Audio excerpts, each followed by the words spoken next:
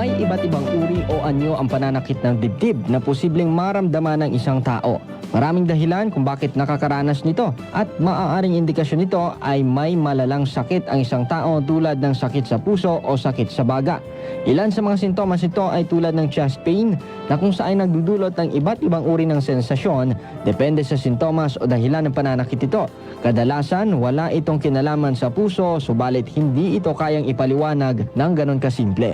Iba pang sanhi nito tulad ng panic attack o sobrang takot, mabilis na tibok ng puso, mabilis na paghinga, sobrang pagpapawis, hirap sa paghinga, nahihilo, naduduwal at natatakot at takot sa kamatayan. Ang chest pain o pananakit ng dibdib ay hindi dapat ipagwalang bahala sapagkat ito ay maaaring mauwi sa mas malalang karamdaman o komplikasyon.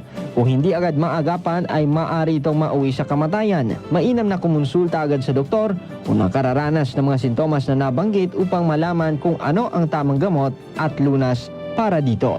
Halim Abbas, NDBC, Bida Balita.